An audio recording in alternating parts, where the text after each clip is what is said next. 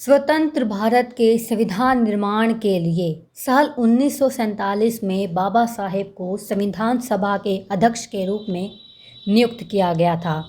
आज ही के दिन यानी 14 अप्रैल 1891 को देश के इस महान समाज सुधारक एवं संविधान निर्माता डॉक्टर भीमराव अंबेडकर का जन्म मध्य प्रदेश में हुआ था। बाबा साहेब डॉक्टर भीमराव अंबेडकर की जयंती को हम सभी भारतवासी एक पर्व के रूप में मनाते हैं। आइए जानते हैं बाबा साहेब डॉक्टर अंबेडकर के जीवन से जुड़ी कुछ प्रमुख बातें। बाबा साहेब डॉक्टर अंबेडकर का संघर्ष। बाबा साहेब का जन्म 14 अप्रैल 1891 को मध्य प्रदेश में हुआ था। वे हिंदू महार जाति से संबंध रखने वाले थे, जो उस समय अछूत जाति कही जाती थी। अपने जाति के कारण बाबा साहेब को सामाजिक छुआछूत का सामना करना पड़ा था। बाबा साहेब 1950 के दशक में बौद्ध धर्म से प्रभावित हुए और 14 अक्टूबर 1956 को नागपुर में अपने समर्थकों के साथ बौद्ध धर्म को अपना लिया।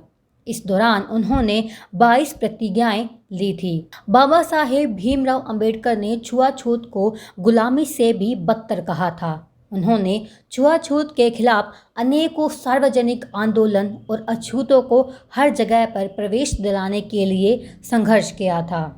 डॉक्टर अंबेडकर कोलंबिया यूनिवर्सिटी और लंदन स्कूल ऑफ इकोनॉमिक्स से अर्थशास्त्र में डॉक्टरेट की उपाधि धारण की थी।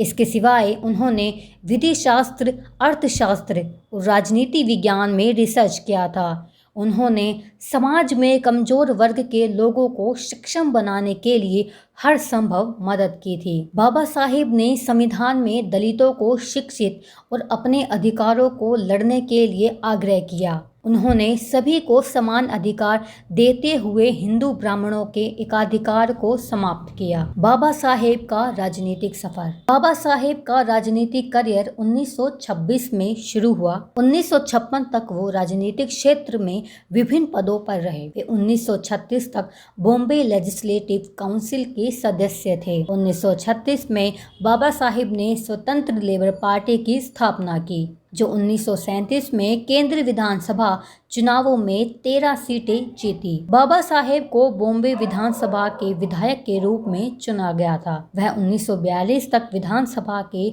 सदस्य रहे। इस दौरान वे बॉम्बे विधानसभा के विपक्ष के नेता के रूप में भी कार्य करते रहे। बाबा साहेब ने 15 मई 1936 को अपनी पुस्तक एनिहिलेशन ऑफ कास्ट प्रकाशित की थी, जो उन्होंने न्यूयॉर्क में लिखे एक शोध पत्र के आधार पर लिखी थी।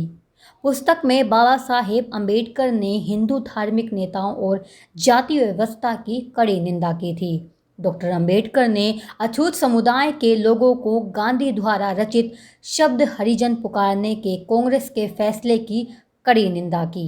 15 अगस्त 1947 को भारत को स्वतंत्रता मिलने के बाद कांग्रेस के नेतृत्व वाली नई सरकार ने डॉक्टर अंबेडकर को स्वतंत्र भारत का पहला न्याय मंत्री बनाया गया। 19 अगस्त 1947 को बाबा साहेब को स्वतंत्र भारत के संविधान निर्माण के लिए संविधान के प्रारूप समिति के अध्यक्ष के रूप में नियुक्त किया गया। इस दौरान उन्होंने लगभग 60 देशों के संविधान का अध्ययन किया।